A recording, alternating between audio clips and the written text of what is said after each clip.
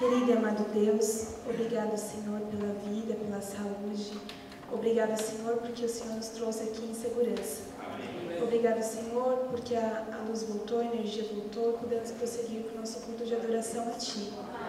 Obrigado, Pai, porque o Senhor é um Deus maravilhoso e o Senhor sempre está à frente das situações e nada vai pedir que a Sua palavra seja dita, Pai. Por favor, cuide das pessoas que vieram ao culto, principalmente das visitas, que elas se sintam em casa, que elas se sintam abraçadas por Ti. Por favor, também fique com o nosso pregador. É o que eu te peço, te agradeço, em nome do Teu Filho amado, Jesus Cristo. Amém.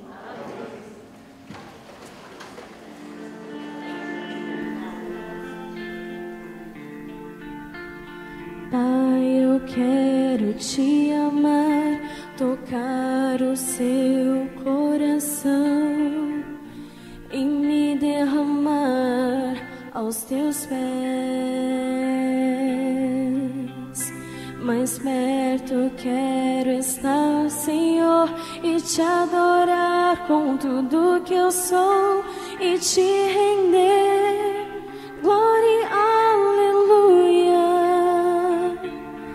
Aleluia, aleluia, aleluia, aleluia.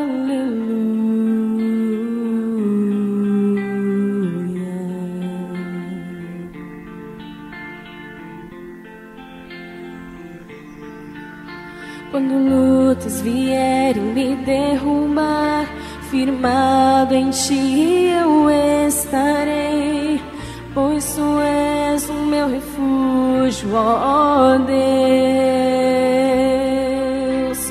Toda minha alma deseja Ti e junto com os anjos cantarei.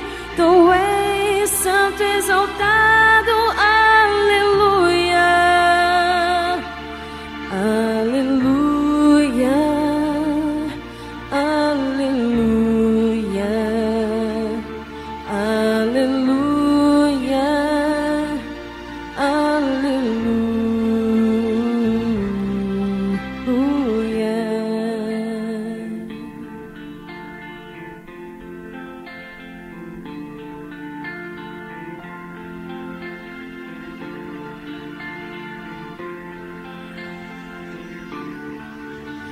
Senhor, preciso do Teu olhar, tocar as batidas do Teu coração, pois Tu és o meu refúgio, ó Pai. Mais perto quero estar, Senhor, e Te adorar com tudo que eu sou e Te render glória e aleluia. Aleluia, aleluia, aleluia,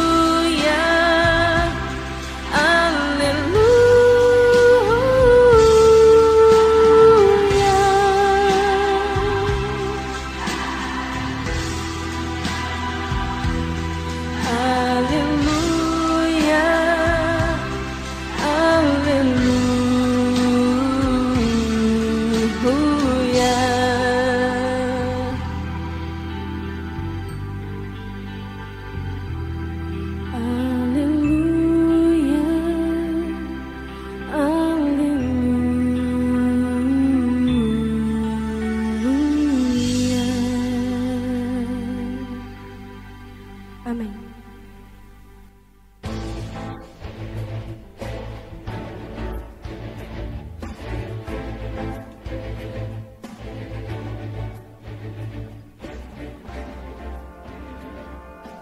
Boa noite. Boa noite. Você descobriu ontem que Deus tem apenas uma igreja no mundo. Ela está fundamentada em Jesus, nos apóstolos e profetas, isto é, no Novo e Antigo Testamento. No entanto, isso não significa que nas outras igrejas não há pessoas que fazem parte do povo de Deus. Muito pelo contrário, Jesus disse que tem ovelhas em outros apriscos, mas que lhe convém congregá-las ao seu rebanho. Inclusive, em Apocalipse 18:4, há um chamado de Deus para o seu povo sair da igreja mãe e das igrejas filhas. E isso por 2 motivos: para não serem cúmplices em seus pecados e para não participardes dos seus flagelos. Vimos também que a igreja de Deus tem 2 grandes características. Ela guarda os mandamentos de Deus e tem o testemunho de Jesus, que é o espírito de profecia. O que é o espírito de profecia? Como saber que o dom de profecia está na igreja adventista? E quando ele começou? E mais, como conhecer um verdadeiro profeta e um falso profeta? É possível que exista na Bíblia alguma profecia que mostre quando começaria a ser utilizado esse dom? Vejamos no tema de hoje a verdade sobre os falsos profetas e sobre a igreja de Deus com o dom de profecia.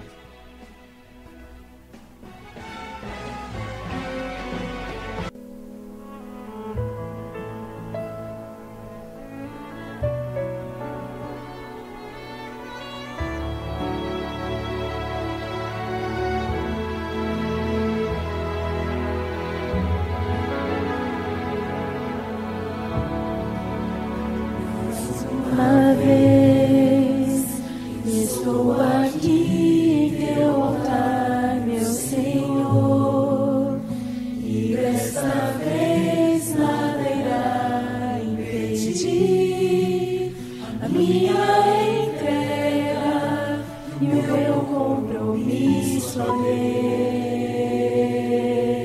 Deus. Mais uma vez, e dessa vez mais decidido estou. Prepare a festa e os detalhes do céu, pois eu decidi, vou me entregar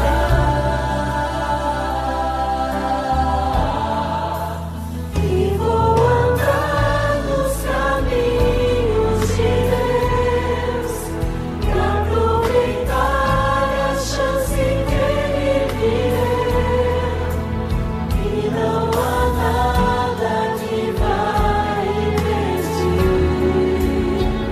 Hoje eu digo,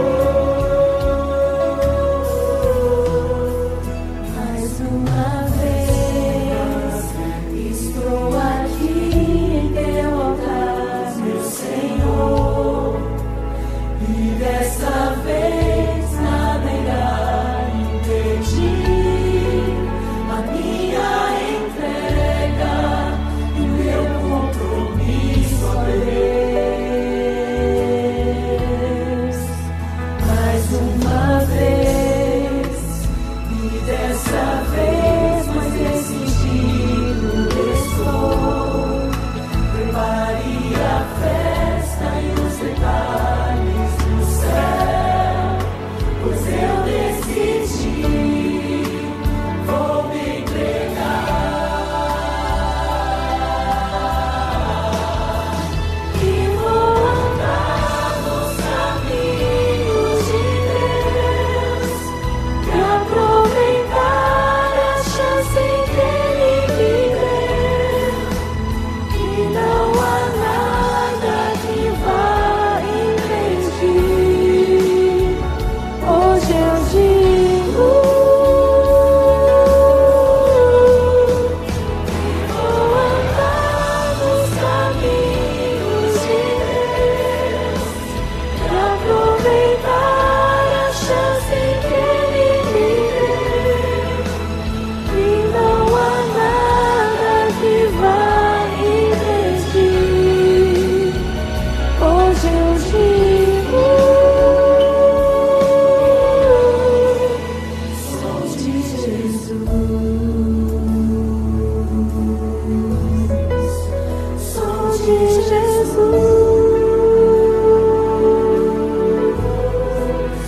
sou de Jesus,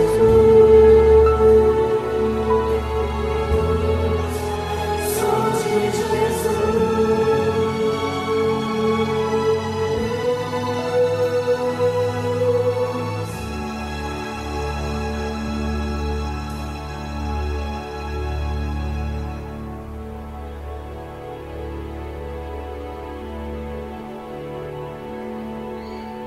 Vamos nos ajoelhar e vamos orar ao nosso Deus.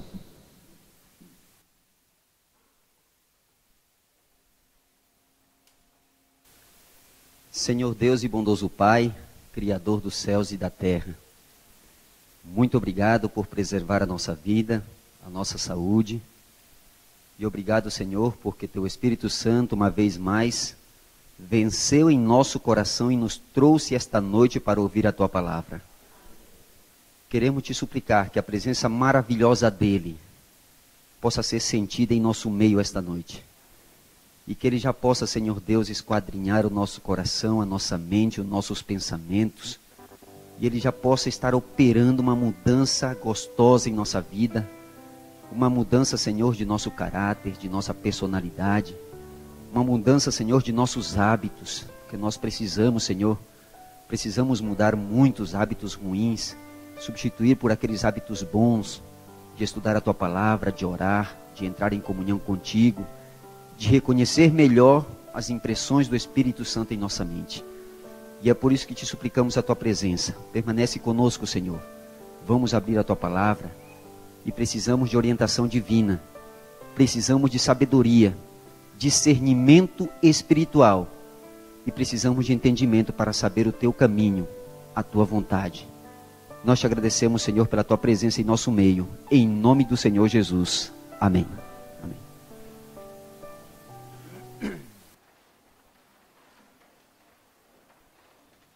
Gostaria de dar uma boa noite a todos. Boa noite. Mais uma vez é um prazer muito grande poder estar aqui, abrindo a Bíblia, abrindo a palavra de Deus, e saber que você também, junto comigo, estamos aprendendo, estamos conhecendo aí os segredos da Bíblia, conhecendo a vontade de Deus para a nossa vida. E eu fico feliz porque você está vindo todas as noites. Ontem o tema foi bem impressionante. O tema ontem mostrou que Deus ele tem quantas igrejas? Na face da terra Ele tem quantas igrejas, irmãos? Apenas uma igreja. Ele tem uma igreja que está vestida do sol e tem a lua debaixo dos pés e uma coroa com 12 estrelas aonde? Na cabeça. Do outro lado, Apocalipse 17 tem uma igreja montada numa besta, num reino poderoso, 7 cabeças, 7 montes, ou 7 reis, e também tem 10 reis. E ela é mãe de todas as outras igrejas. Ontem nós descobrimos que a igreja de Deus tem duas grandes características. Antes de entrar nas duas características, descobrimos também que a igreja mãe, a falsa, a rica, a poderosa, ela mudou duas coisas. Qual foi a primeira coisa que ela mudou? Os tempos e depois a lei de Deus. Ontem descobrimos que o calendário foi mudado. Foi ou não foi? Foi mudado. Qual é o primeiro mês do ano? Março. Entre março e abril. Que horas começa o dia? De uma tarde a outra tarde. De um pôr do sol a outro pôr do sol. Então descobrimos essas mudanças. Não começa meia-noite. Aliás, a palavra meia significa metade. E um dia não pode começar pela metade. E agora nós vimos também duas características da igreja de Deus. Vamos para duas características. Apocalipse capítulo 12. E aí nós vamos começar a estudar a Bíblia. Apocalipse capítulo 12. Eu quero que você comece agora a folhear a Bíblia. Comece a anotar os textos. Você chega na sua casa, confira os textos. Isso vai ser muito bom para você, para o seu entendimento, até mesmo para o seu caminhar aqui neste mundo, antes da volta de Jesus. Apocalipse 12, verso 17. O que é que diz aí? Antes de ler, irmãos, alguém aí está sem Bíblia? Levanta a mão. Quem está sem Bíblia? Aqui tem uma irmã que está sem Bíblia, aqui também. Por favor, hora de pegar as Bíblias. Fui bem lembrado aqui pela Val e pelo Éder.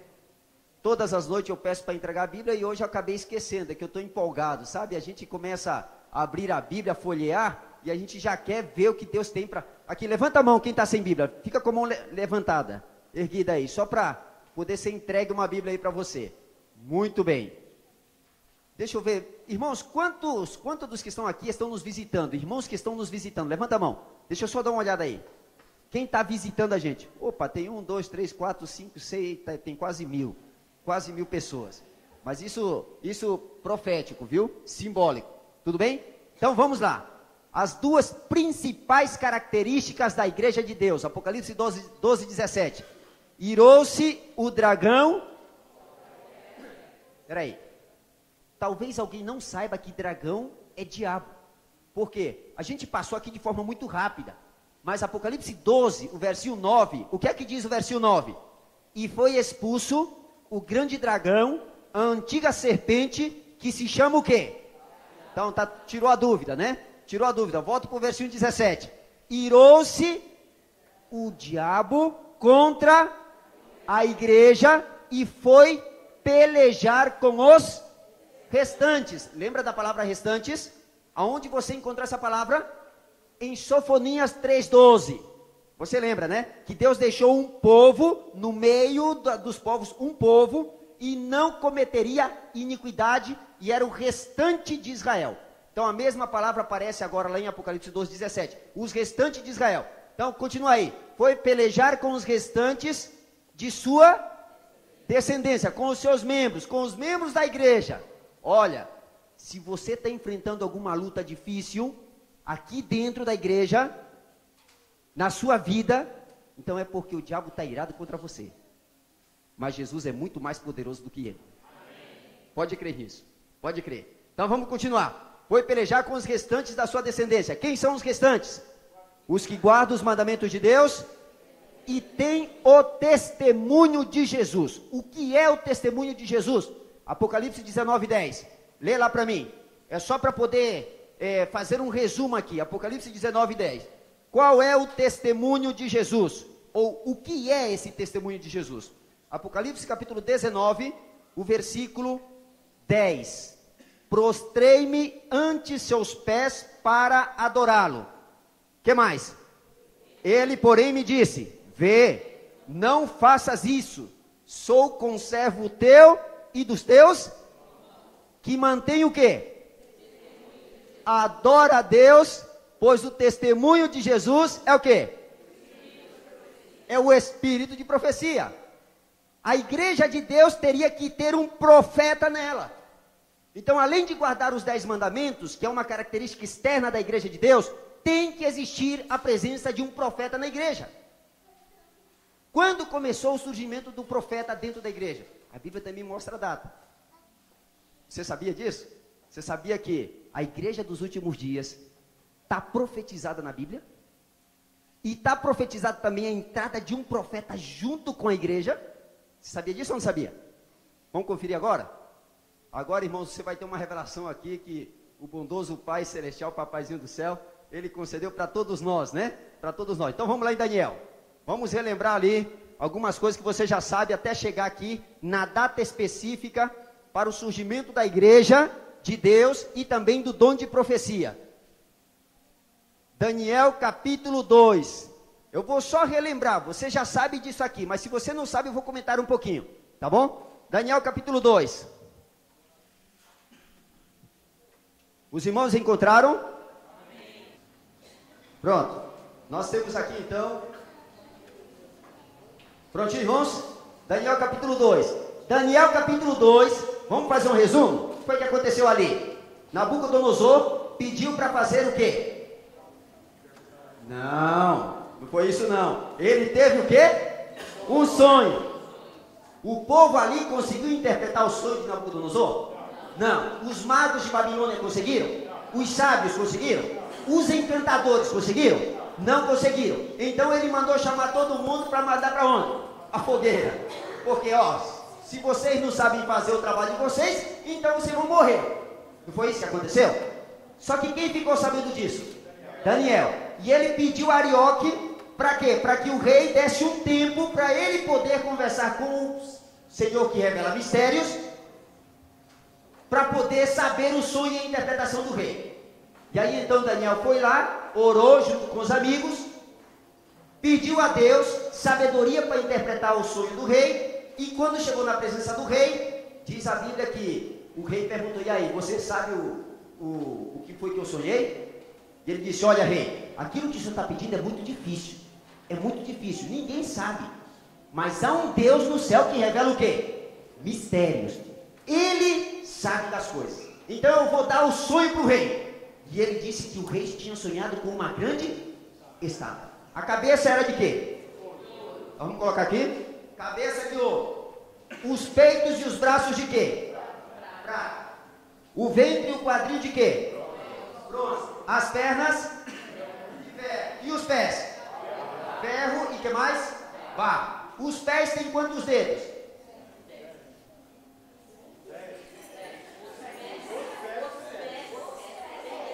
Os pés têm quantos dedos? Eu pensei que vocês não iam saber quantos dedos tem os pés. Os pés têm 10 dedos, né? Os dois, 5 em cada lado, então são 10. Outro dia alguém falou que tinha só 7, né? Nossa, se tivesse... eu conheço uma pessoa que tem 6 dedos no pé, então, ainda bem que está falando da profecia da Bíblia, né? Ainda bem. Vamos lembrar agora aqui, Daniel capítulo 7. Daniel, no capítulo 7, ele tem sonhos e visões. Ele vê o grande mar se agitando, e aí numa visão dele, ele vê 4 grandes bestas, 4 animais. Qual era o primeiro animal? Leão. O segundo animal? Não. O urso. Muito bem. O terceiro animal? Leopardo. O quarto animal? O quarto animal aí, se você quiser dar nome a um filho aí quando nascer, terrível e espantoso, e sobremodo forte, tá? Então aqui o quarto animal, terrível e espantoso. O que é que diz Daniel capítulo 7, o versículo 7? Lê para mim aí, o que é que diz? Depois disso, continuei olhando, eis aqui o quarto animal, pode ler? Terrível e espantoso, o que mais? Forte, o que mais? Dentes de quê? Opa! Tem a ver então, hein? Ó, o quarto metal aqui é qual? Ferro. E aqui tem dentes de quê? De ferro. Muito bem. Olha o versículo 7 ainda. Continua lendo. O que é que diz? Dentes de ferro. Devorava e fazia em pedaço aquele que? Continua.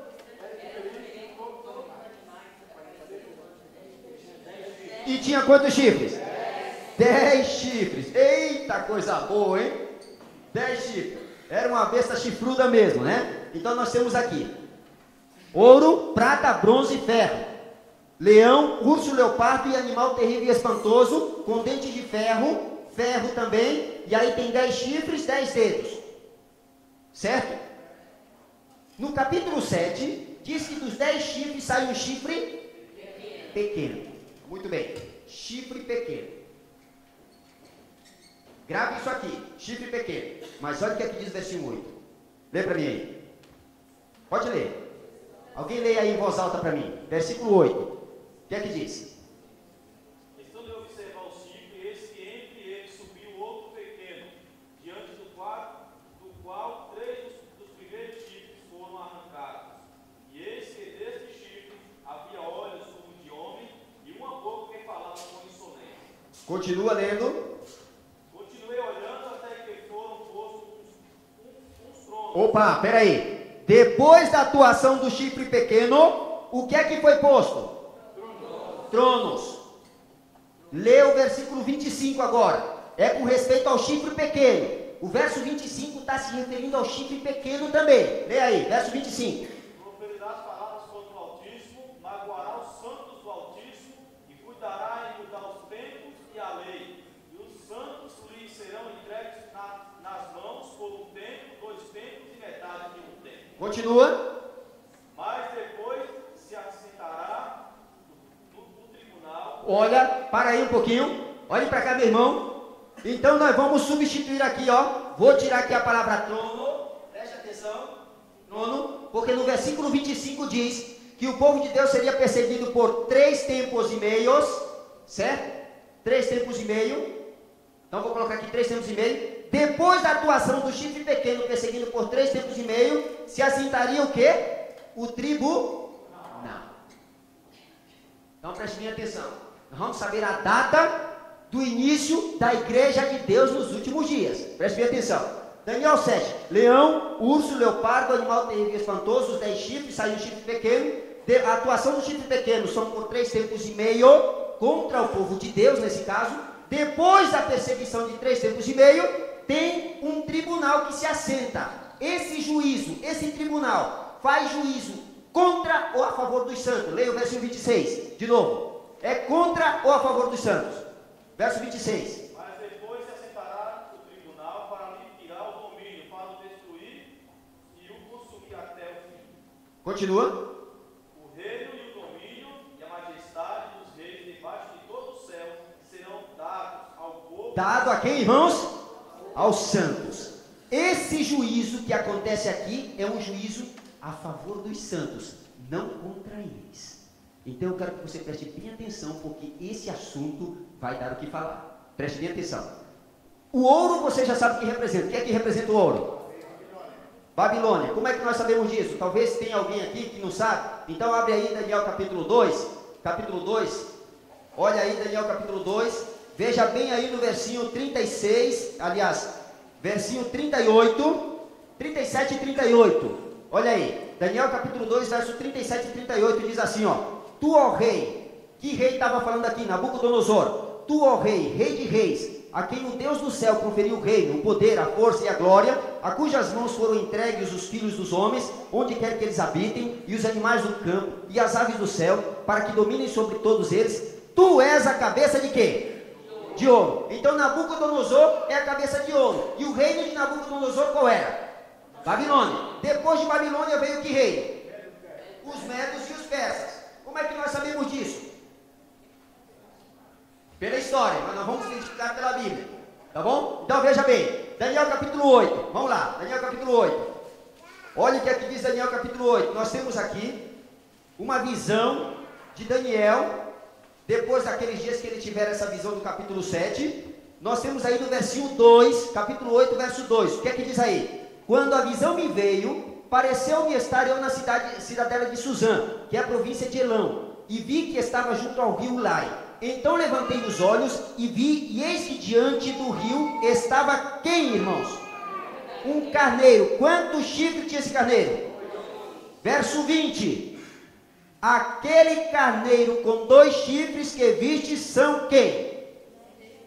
Os reis da Média e da Pérsia. Por que é que não trata de Babilônia aqui? Porque o reino de Babilônia já estava sendo praticamente destruído, já estava passado. Então aqui, depois de Babilônia veio quem? Os medos e os persas. O que é que diz o versículo 21 do capítulo 8? Lê para mim em voz alta, verso 21. Verso 21. Mas o bode peludo é o rei da Grécia. Opa, obrigado minha irmã. Então depois dos medos e persas, quem é que vem? A Grécia. E depois da Grécia? Roma. Muito bem, Roma. Nós temos aqui, vou até colocar o nome, Roma. E o leão representa quem? Babilônia. Você já sabe, a mesma visão. O urso representa quem? Medos e persas. O leão, a Grécia. E aqui então, Roma. Então prestem atenção, irmãos. Roma. Eita, meus irmãos, agora eu não gosto de usar microfone nesse momento aqui que eu vou fazer esses cálculozinhos aqui para vocês, tá? Mas eu quero que você lembre de uma coisa. Bem aqui também nós temos o carneiro, que representa os reis da Média e da Pérsia. E aqui também nós temos quem? O bode, que representa quem? A Grécia, tá? Só que no versinho, continua lendo o versinho, o verso 5 do capítulo 8 de Daniel. O que é que diz aí? Verso 5. Estando eu observando,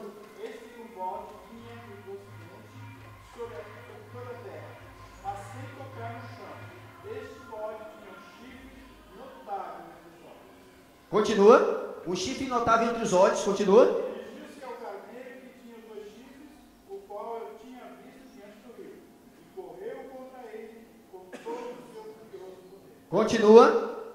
Até chegar aqui. Viu chegar perto do carneiro e, enfurecido contra ele, o feriu e lhe quebrou os 2 chifres, pois não havia força do carneiro para lhe resistir. Pode continuar. E o bode lançou por terra e o pisou aos pés. Não houve quem pudesse levar o carneiro. Continue, meu irmão, continue, até chegar no chifre pequeno. O bode se engrandeceu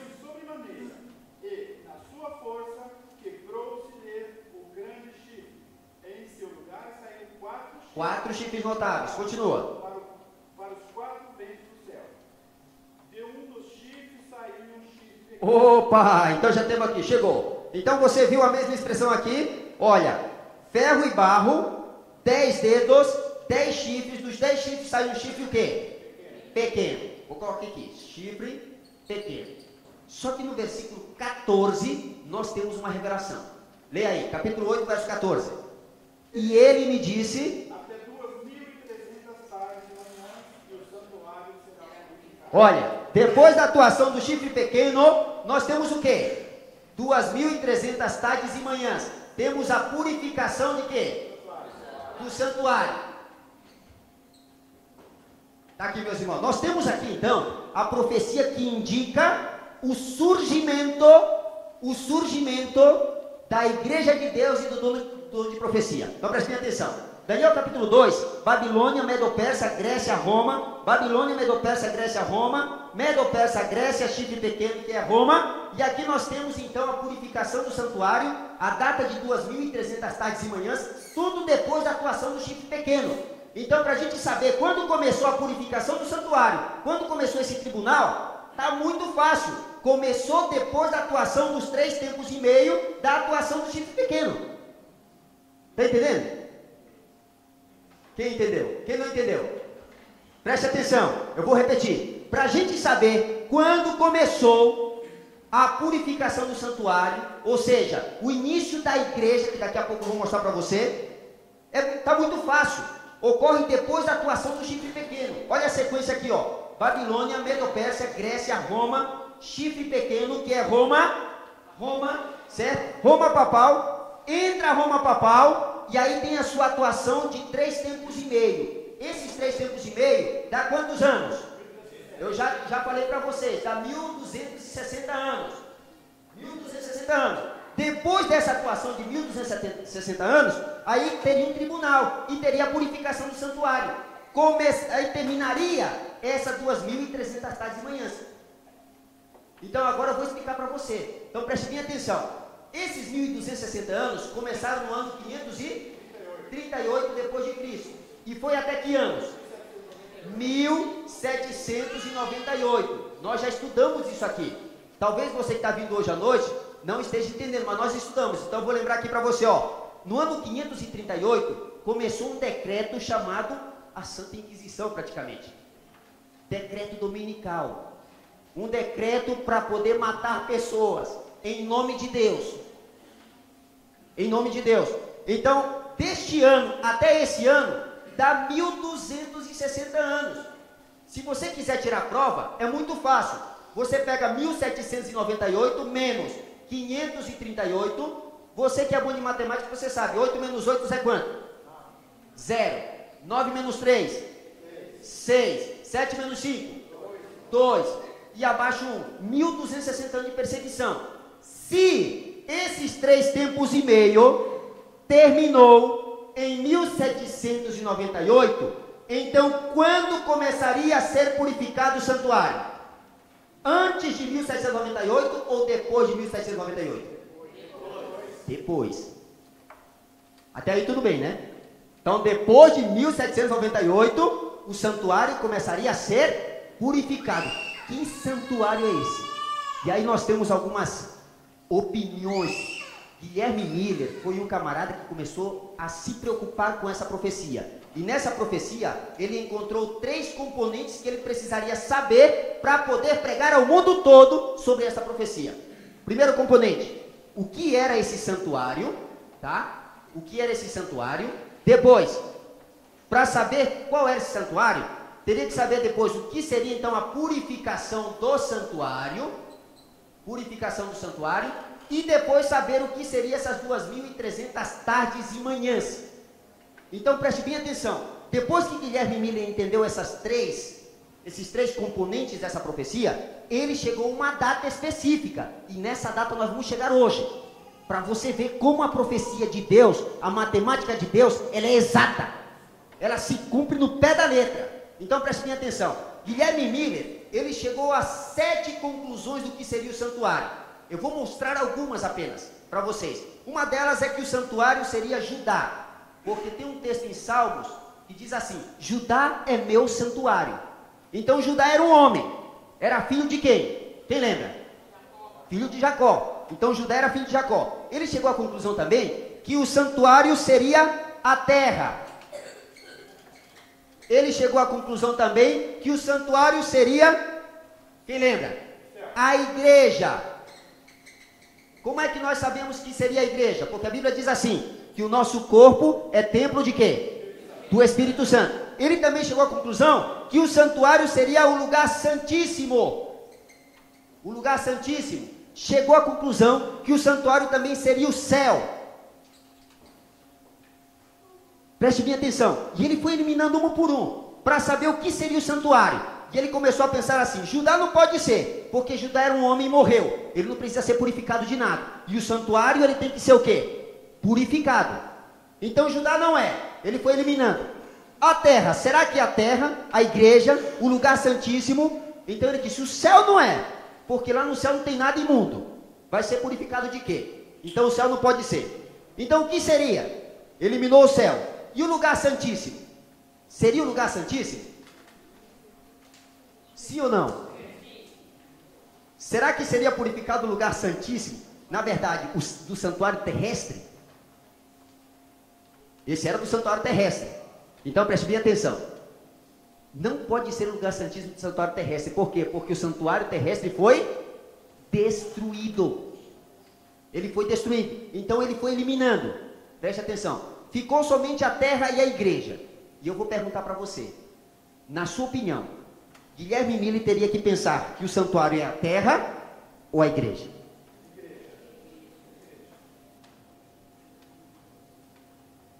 A terra ou a igreja? Mas a igreja tem que ser purificada de quê? E a terra não poderia ser o santuário? Poderia ou não poderia? Poderia também, não poderia? Então Guilherme Miller, ele entrou praticamente uma confusão entre ele. Por quê? Porque ele eliminou 5 e deixou só terra e igreja. Essa foi a interpretação de Guilherme Miller. Que a terra seria purificada pelo fogo e a igreja seria purificada dos seus pecados. Agora é o seguinte, nós sabemos que não é nem a terra e nem quê? E nem a igreja. O que é que seria purificado? Irmãos, agora nós vamos fazer uma ilustração aqui, tá?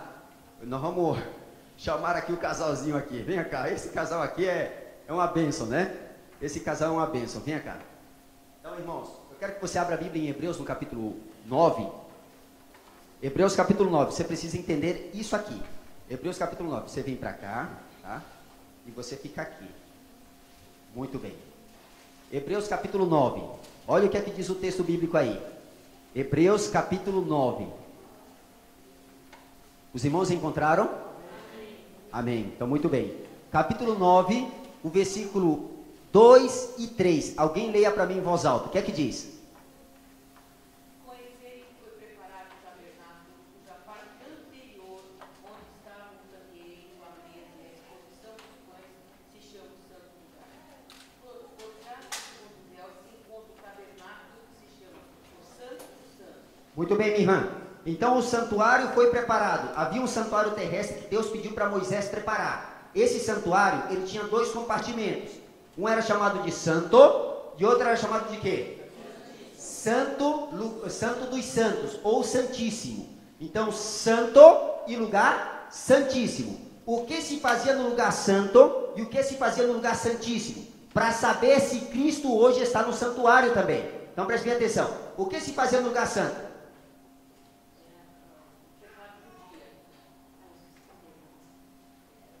É bom que você raciocine. É bom. Preste atenção no que é que se fazia, ó. Preste atenção.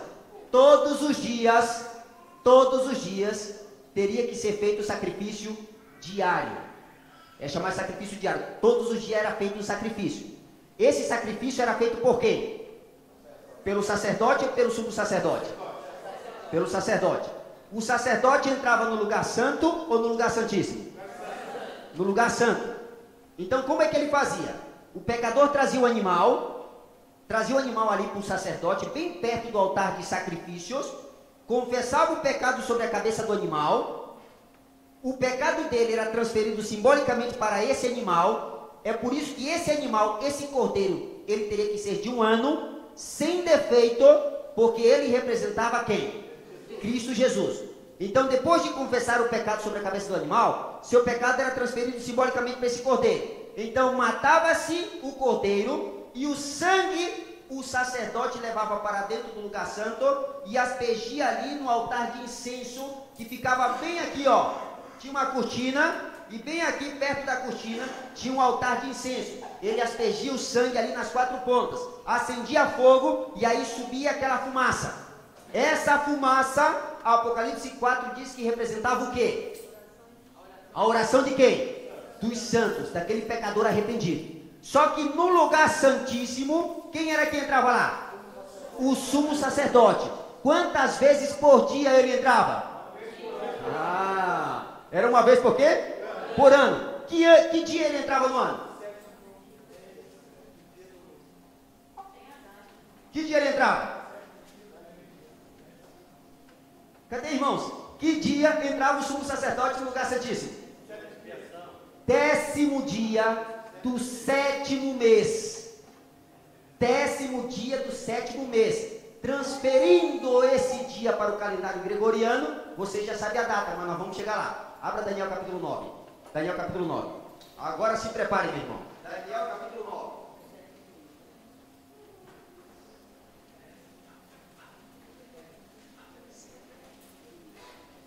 Daniel capítulo 9. Você encontrou? Daniel capítulo 9, versículo 1. Olha o que aqui diz o versículo 1. Daniel capítulo 9, versículo 1.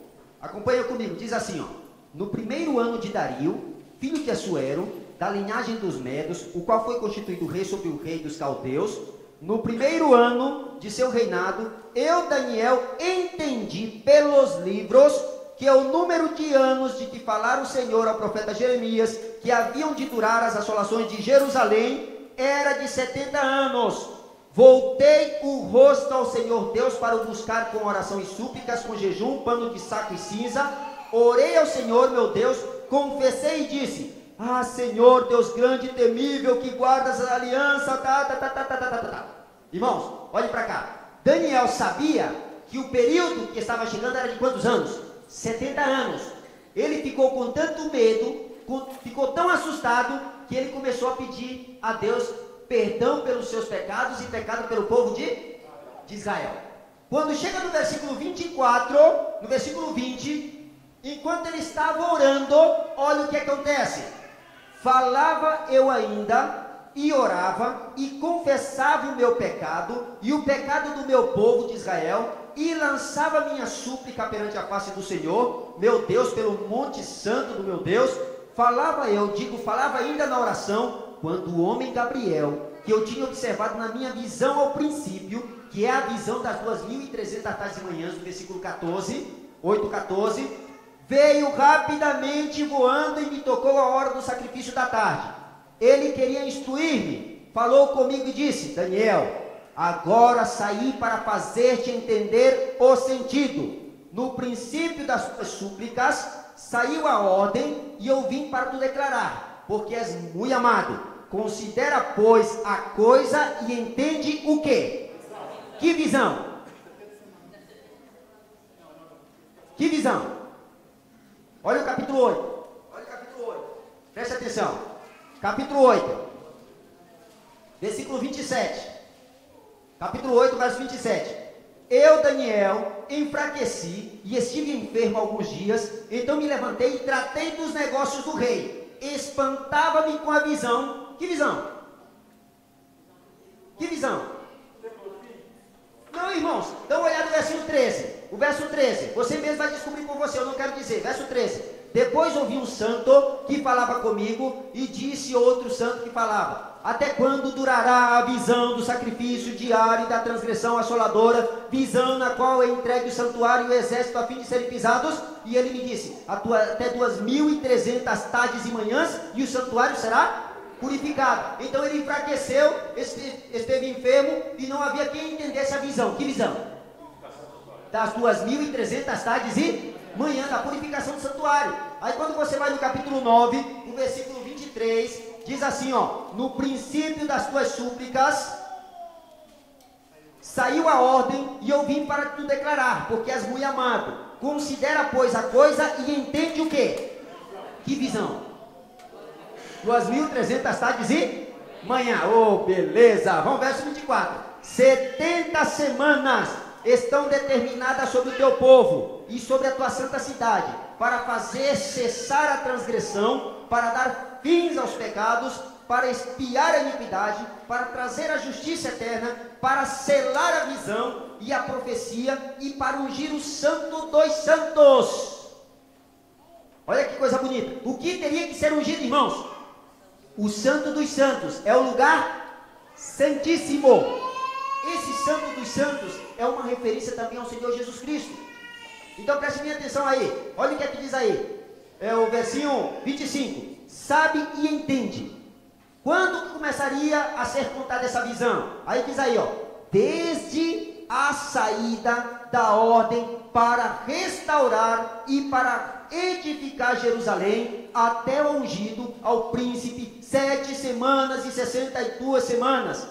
Verso 26, depois das 62 semanas, será morto o ungido, Jesus Cristo, ungido, Mexaia, em hebraico, tá? Será morto o ungido e já não estará. E o povo de um príncipe que há de vir destruirá a cidade e o santuário. E o fim será um dilúvio. E até ao fim haverá guerra, desolações são determinadas. Ele fará firme aliança com muitos por 1 semana. Na metade da semana fará cessar o sacrifício e a oferta de manjares. Preste atenção, meu irmão. Preste atenção. Abra a Bíblia, leia em Esdras no capítulo 7. Esdras capítulo 7. Bem rapidinho. Você tem que ser rápido na vida agora. Esdras capítulo 7. Rapidinho. Esdras capítulo 7. Eu quero que você abra a Bíblia lá. Esdras fica depois do livro de 2 Crônicas. Se você tem essa Bíblia comum aqui, fica na página 338. Se você tem essa Bíblia aqui, ó, 338. Preste bem atenção, meu irmão, que essa profecia é muito boa. Muito boa. Esdras capítulo 7. Os irmãos encontraram? Quem não encontrou, diga misericórdia só para poder esperar. Então nós vamos esperar. Fique em paz, nós vamos esperar. Quando encontrarem, digam amém.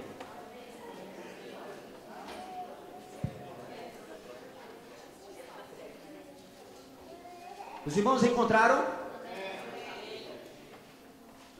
Muito bem. Então nós temos aí, irmãos, Esdras capítulo 7. Porque lá em Daniel capítulo 9, o verso 25, você leu assim. Verso 26. Desde a saída da ordem para restaurar o quê? Jerusalém. Então, quando foi a ordem para restaurar Jerusalém? Nós vamos ver agora, Esdras capítulo 7, versículo 1, diz assim, o versículo 1.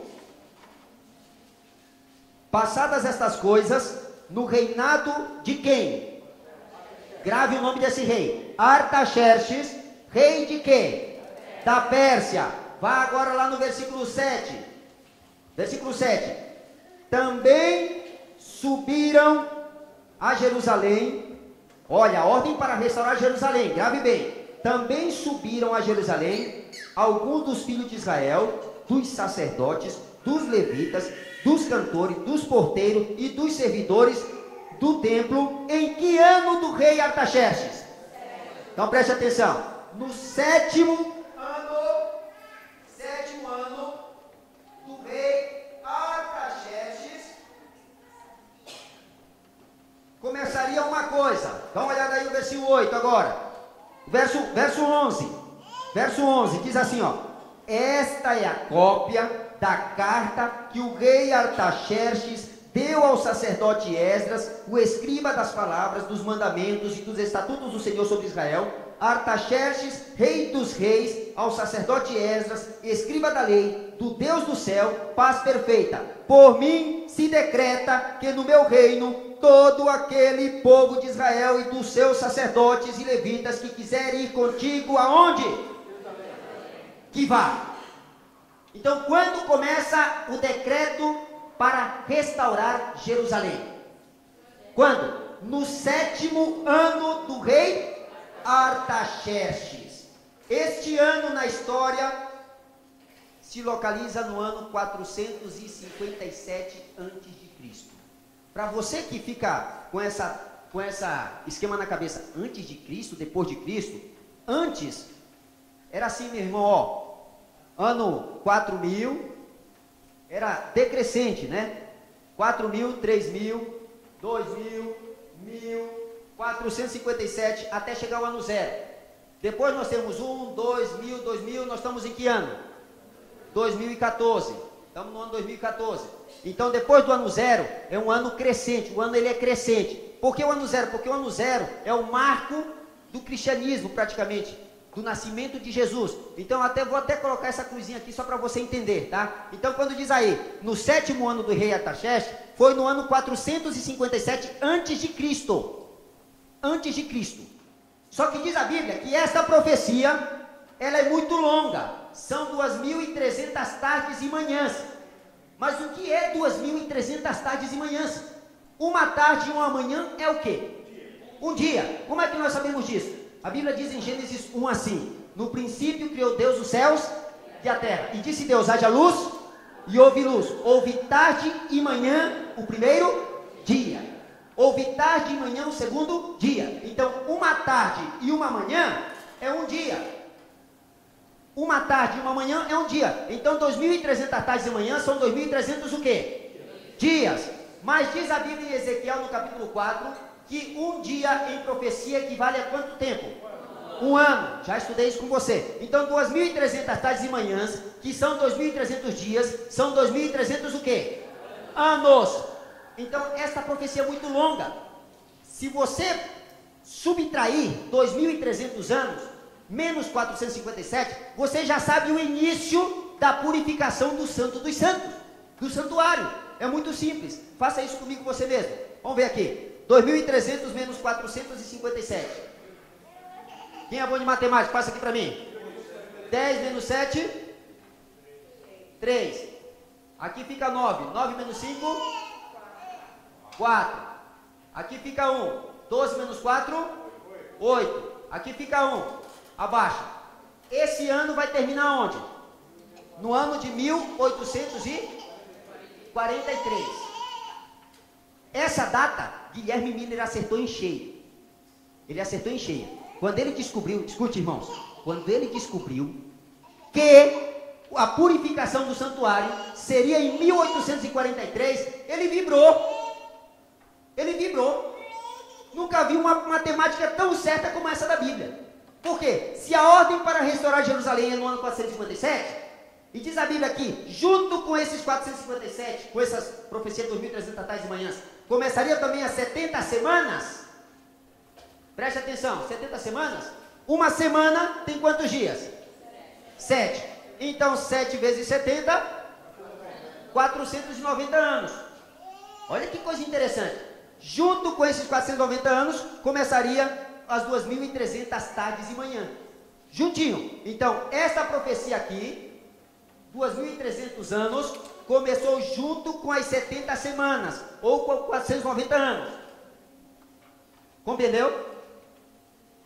Quem não entendeu, levanta a mão que eu explico de novo. Eu explico de novo. Alguém não entendeu? Muito bem. Preste atenção, meu irmão. Olha, a Bíblia diz que para essa profecia aqui, começaria com a restauração para restaurar Jerusalém. Com a ordem para restaurar Jerusalém. Quando se deu essa ordem? No ano de 457. Compreendeu, né? No ano de 457 se deu a ordem para restaurar Jerusalém, que foi no 7º ano do rei Artaxerxes. Só que a profecia diz que no final dos 2.300 anos, aconteceria a purificação do santuário. No final dos 2.300 anos. Para saber qual é o final é muito simples. Você pega 2.300 anos a partir dessa data, menos 457, que foi o ano que começou. Então você pega 2.300 menos 457, vai chegar no ano 1843. Nessa data termina a profecia dos 2.300 anos. Só que tem uma coisa interessante. Quando começou o período de perseguição de 1.260 anos? Quando? 538. E durou até quando?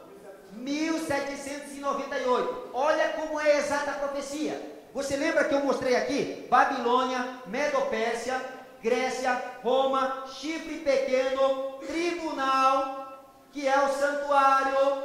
Você lembra que eu mostrei? E a situação do chifre pequeno aqui, com 3 tempos e meio de perseguição. Lembra que eu mostrei? Então acabou Babilônia, acabou Medo-Pérsia, acabou Grécia, acabou Roma.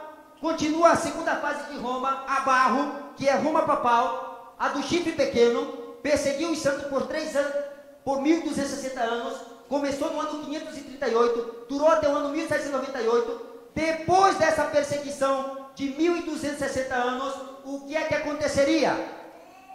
Se assentaria o tribunal e o santuário seria purificado. É interessante ou não, irmãos? Então preste bem atenção. Depois de 1798, se assentaria o tribunal em favor dos santos e o santuário seria purificado. Que santuário? O celestial. Na verdade, diz assim: o santo dos santos. Jesus Cristo passaria do lugar santo para o lugar santíssimo. E agora aconteceu uma coisa incrível, irmão, no mundo aconteceu isso aqui, ó. É pena que não dá de apagar mais, né? Com essa daqui não apaga mais, né? Porque eu usei essa aqui, né, meu irmão Euclides? É porque agora eu vou ter que fazer uma ilustração aqui para os irmãos poderem entender. Aqui, ó. Apaga? Então, não, vamos fazer aqui, ó. Irmãos, essa data aqui de 1843, ela tá certa?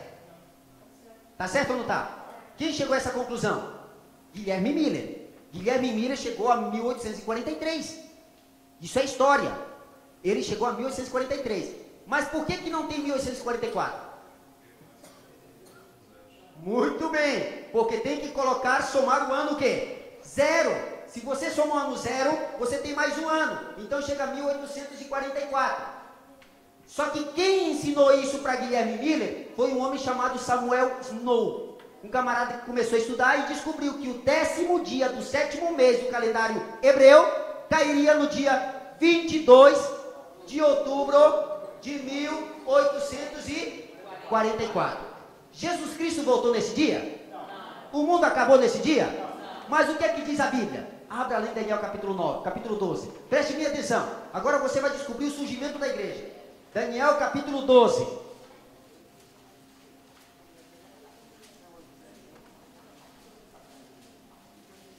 Daniel capítulo 12. Abra aí comigo. Olha o que é que diz aí. Daniel capítulo 12. Os irmãos encontraram? Amém. Olha o verso 4. Diz assim, ó. Verso 4. Tu, porém, Daniel, faz o que, irmãos? Encerra as palavras e que mais? E sela o livro até quando? Até o tempo do fim. Quando é que era o tempo do fim? Na época de Daniel ou no nosso tempo? No nosso tempo. O tempo do fim é no nosso tempo. Olha o que é que diz o versículo 8. Verso 8. Eu ouvi, porém não entendi. Então eu disse, mas, meu Senhor, qual será o fim destas coisas?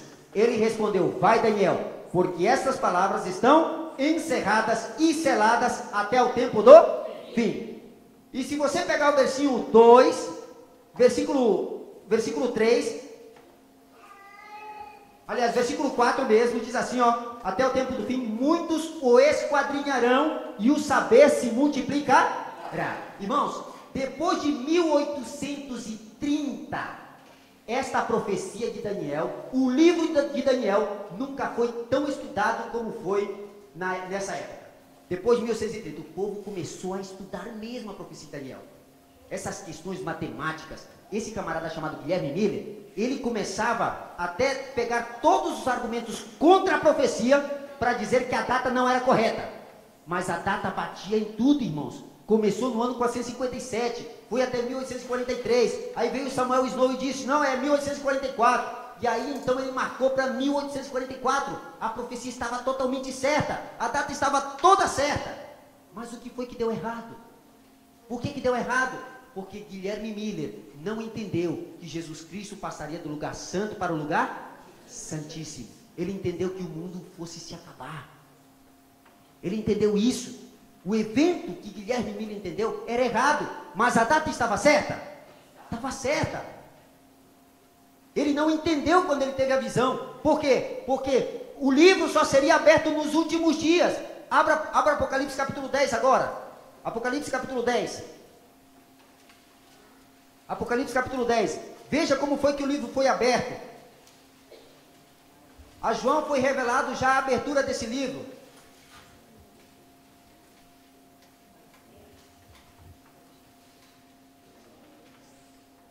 Apocalipse capítulo 10.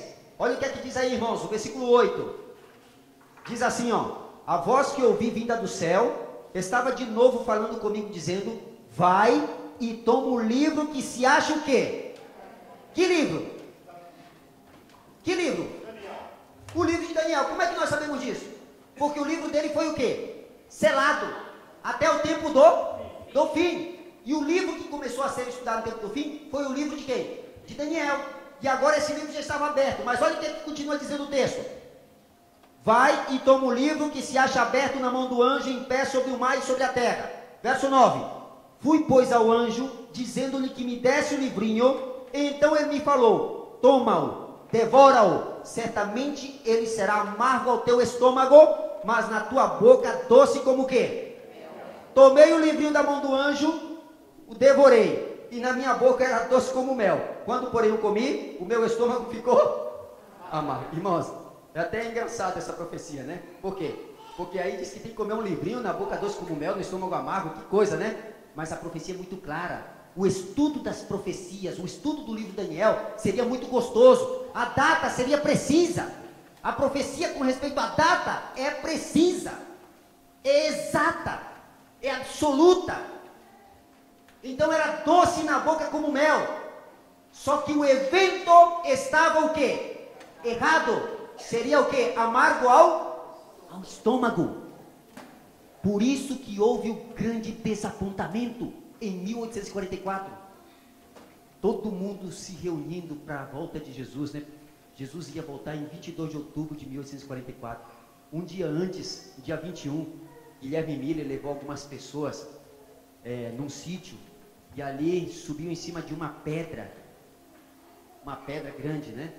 E as palavras de Guilherme Miller, naquela noite, do dia 21, são refletidas no hino 334, que diz assim: sou peregrino e forasteiro, uma noite aqui demoro e nada mais. Não me detenhas, pois que vou indo para onde a fonte sempre fluindo. Bonita a esperança de Guilherme Miller, não é? Muito bonita, irmãos. Ele tinha certeza que o mundo iria se acabar e que Jesus iria levá-los. Tinha certeza, porque a data bate certa, 22 de outubro de 1844. Não tem outra data na Bíblia. Ele tinha certeza que seria o dia. Mas quando amanheceu dia 22 de outubro, um céu brilhoso, um dia normal, bonito, claro, e nada aconteceu. E as pessoas se desapontaram, mas elas não se desanimaram. E sabe o que aconteceu nesse ano? Nesse ano de 1844 aconteceu isso aqui, ó. Todo mundo que estava esperando a volta de Jesus para o ano de 1844, eles se dividiram em dois grupos. E eu vou mostrar para você aqui. Se dividiram em dois grupos. Aqueles que mantiveram a esperança na volta de Jesus, e aqueles que abandonaram a esperança na volta de Jesus. Entre esses que mantiveram a esperança na volta de Jesus, eles se dividiram em dois grupos. Preste bem atenção. Os adventistas da porta fechada e os adventistas da porta aberta. Esses que abandonaram a esperança na volta de Jesus se dividiram em dois: os que mantiveram a fé e os que abandonaram a fé.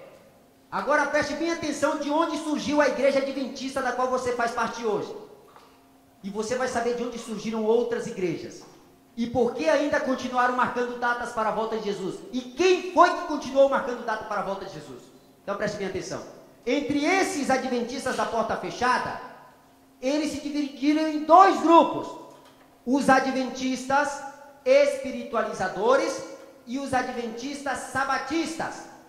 Todos nesse ano que aguardavam a volta de Jesus, eles eram chamados de adventistas. Adventistas, porque criam na volta de quem?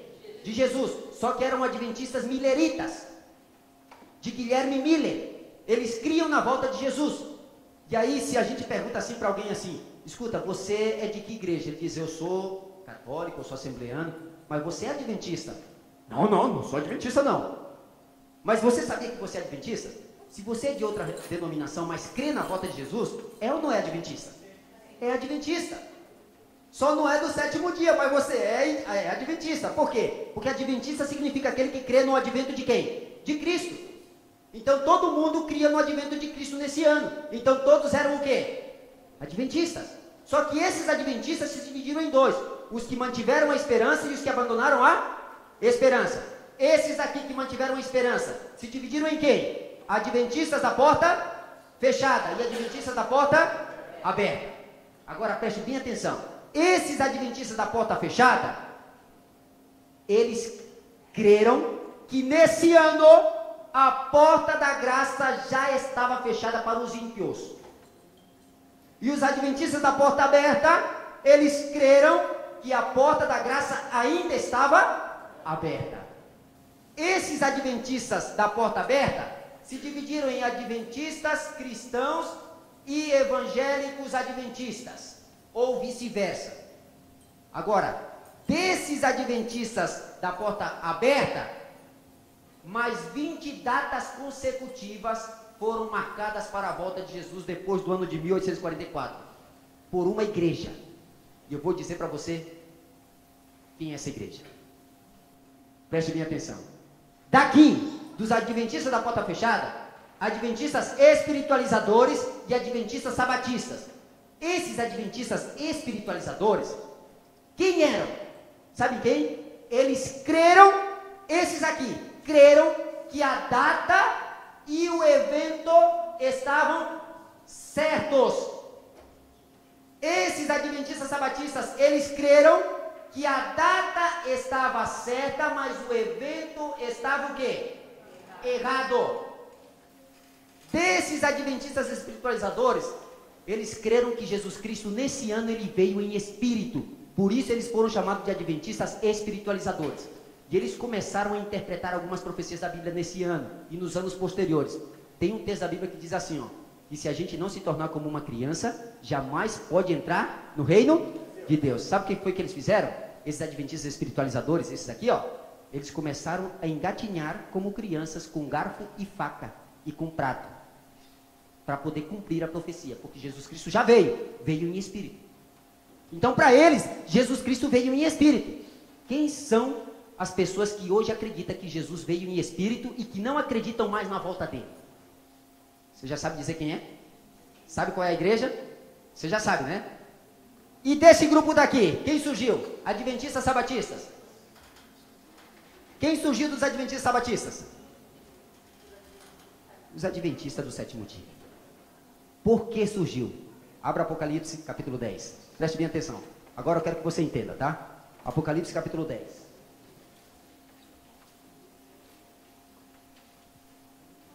Apocalipse capítulo 10, irmãos. Leia bem devagarzinho comigo. Versículo 9. Eu quero que todo mundo leia junto. Por quê? Para isso ficar gravado esta noite. Apocalipse capítulo 10, versículo 9. Leia em voz alta para mim. Vou contar até 3. 2, 3. Pode ler.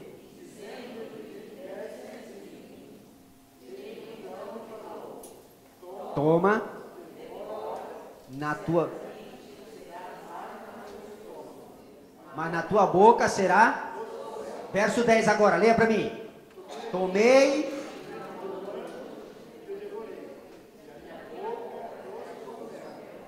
Mas no meu estômago ficou. E ele me disse: é necessário. Espera aí, irmãos. Em que tempo está esse verbo profetizes? É necessário que ainda profetizes. Você consegue dizer para qual pessoa se refere? Primeira, segunda ou terceira pessoa? Singular, plural. Singular ou plural? Preste atenção. É necessário que ainda profetizes. Tu profetizes. Tu profetizes. É singular da segunda pessoa. Que tu profetizes. Essa palavra profetizes vem de profeta em hebraico navi, ou nabi, como você quiser chamar. Não tem apenas o significado de uma revelação futura que alguém faz, mas de uma pessoa que faz também a revelação futura. Então a igreja, depois de 1844, depois do desapontamento amargo ao estômago, ela teria que ter um profeta profetizando na igreja.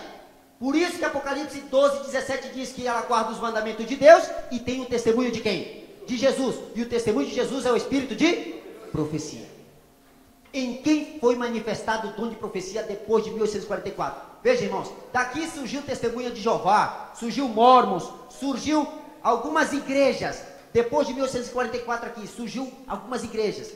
Os Mormons, eles têm profeta. Como saber se o profeta dele é verdadeiro ou falso? Nós temos profeta ou não temos? Como é que se chama a profetisa da igreja? Ellen Gold White. Ela é a profetisa verdadeira ou é o dos Mormons? Quem é verdadeiro? A Bíblia diz que para ser verdadeiro, teria que estar numa igreja que guarda os mandamentos de quem? De Deus. Meu irmão, preste bem atenção. Existem algumas profecias que Ellen White fez. Ela escreveu vários livros. Quando a ciência não sabia que o câncer era causado por um vírus, Ellen White fez a profecia. Por meio de uma visão, Deus mostrou para ela que o câncer era causado por um vírus. Quando a ciência não sabia que o café era prejudicial à saúde, Deus mostrou para Ellen White que o café era prejudicial à saúde. Quando a ciência não sabia que uma criança defeituosa, quando nasce, é devido ao uso de drogas, Deus já havia mostrado para Ellen White que a má formação se dá por uso de drogas. Quando o mundo não sabia que haveria um terremoto em São Francisco, alguns anos atrás, foi dada a profecia para ela de que aconteceria o terremoto na cidade de São Francisco. Quando o mundo não sabia que as torres gêmeas dos Estados Unidos, como é que era o nome das torres? Meus irmãos, algumas pessoas dizem que é as torres gêmeas, mas Ellen White mostra uma visão em 1906. Sabe o que Deus mostra para ela? Ela foi convidada a andar debaixo de alguns edifícios que se erguiam ali em Nova York. Estavam se erguendo, estavam sendo construídos. E o livro Eventos Finais diz que ela foi convidada a ver aqueles edifícios. E quando ela começou a contemplar, ela entrou em visão. E aí ela viu que aqueles prédios seriam destruídos, cairiam abaixo, e que os bombeiros não poderiam fazer nada. Está escrito no livro Eventos Finais dela. Ela também fez uma profecia. Ela profetizou. No livro Grande Conflito, ela fez uma profecia muito chocante. Tão chocante que eu vou ter que mostrar para você agora. Sabe qual é a profecia? Ela diz que nos últimos dias, antes da volta de Jesus, a igreja mãe e as igrejas filhas se uniriam junto com o Espiritismo. E depois da união, depois que acontecesse essa união, iriam levantar uma imagem à besta. Iria haver um decreto dominical. Dia 5 de julho deste ano, agora neste mês, nós temos uma informação interessante. Você sabe qual é a informação, né? O líder religioso mundial da Igreja Católica, além de pedir mais união de todas as igrejas do mundo, ele diz que quer que o domingo seja um dia sem trabalho, dedicado totalmente para as famílias. E Ellen White diz no livro Grande Conflito que quando começasse a entrar o domingo como dia de descanso familiar, bem rápido seria colocado um decreto dominical. É uma profecia. Você sabe qual é a lei que está agora na Câmara dos Vereadores aqui em São Paulo? Tem um jornal chamado na Band Primeiro Jornal, apresentado por Fatioli e uma mulher. Não lembro o nome da mulher. É que eu não assisto, mas eu já tenho um vídeo. A lei diz que na Câmara está a lei de que querem os domingos fechar os supermercados aqui em São Paulo. Espírito Santo é o primeiro estado a ter uma lei fechando os supermercados no domingo. Está chegando, meu irmão. Está chegando o tempo em que o povo de Deus passará por uma perseguição ferrenha. Está chegando o tempo em que nós passaremos a ser provados. E a provação será tão forte, que se nós não nos prepararmos agora, naquele grande dia, nós não estaremos de pé. Sabe o que ela mais te diz? Ela também tem uma profecia. Ela diz assim, ó, que muitos adventistas que estão esperando se preparar depois que entrar o decreto dominical, eles não terão forças. Qual é o dia de preparação? É hoje. Hoje é o tempo de você se preparar. Vai ser colocada uma marca da besta. Você sabe disso, né? Vai haver a marca da besta. Tem algumas pessoas que já estão inventando moda, né? Tem um molden que vai ser implantado na pele. E algumas pessoas pensam que a marca da besta tem a ver com esse molden. Estão totalmente enganados. E o inimigo está criando esse chip para dar a entender para a população que a marca da besta vai ser nesse chip. Por quê? Porque tem identificação toda de uma pessoa. Mas se você quiser descobrir o que é a marca da besta, você não pode faltar nem amanhã e nem depois de amanhã. Eu ainda tenho que contar a história do pastor Sebastião, né? Vocês querem ouvir hoje? Levanta a mão. Então, muito bem. Como vocês querem ouvir hoje, eu vou contar somente amanhã. Não é? Não, como vocês querem ouvir hoje, eu vou contar somente amanhã.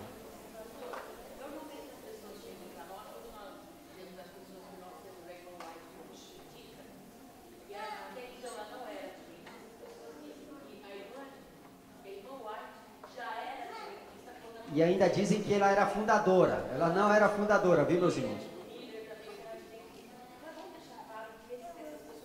Exatamente, olha, ela era, inclusive ela era de uma igreja. Alguém sabe que igreja ela era? Metodista. Metodista. A igreja adventista foi organizada a partir de que ano? Quem lembra? 1863. 1863. Muitas graças. Irmãos, só que eu tenho uma informação para você. Você não vai sair daqui sem a presença do Espírito Santo de jeito nenhum. Preste bem atenção. Jesus Cristo está hoje no santuário celestial intercedendo por você e por mim. A Bíblia diz que quando o sumo sacerdote saía do santuário, no dia da expiação, o santuário se enchia de quê? Fumaça. Ninguém mais poderia penetrar ali no santuário. Quando Jesus Cristo saiu do santuário, acabou, fechou a porta da graça. Começam a acontecer as 7 últimas pragas.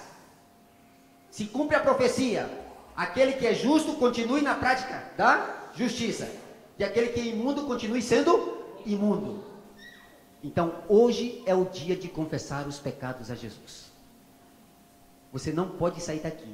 Você não tem o direito de sair daqui sem saber que se você dormir hoje e não acordar amanhã, eu não avisei para você. Então, preste bem atenção. Chegue hoje na sua casa. Peça perdão de todos os teus pecados, porque Jesus Cristo está hoje no santuário celestial intercedendo por você e por mim. Peça perdão. Seja qual for o pecado, diz a Bíblia que Jesus perdoa qualquer pecado. Não importa qual seja, meu irmão. Não importa qual seja. O que importa é que o sangue de Jesus foi vertido exatamente para perdoar os nossos pecados. Eu quero fazer uma oração agora com toda a igreja de joelhos, pedindo a Deus para que Ele possa nos perdoar os pecados enquanto Ele está no santuário celestial.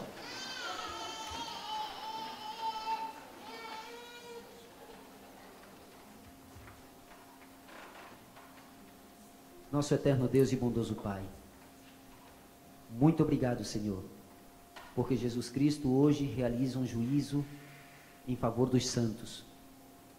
É chamado de juízo pré-advento, juízo investigativo que começou depois da atuação do chifre pequeno, depois de 1798. Para ser bem preciso, Senhor, a Tua palavra diz que começou em 1844. Jesus Cristo, a partir dessa data, está intercedendo por nós como nosso sumo sacerdote.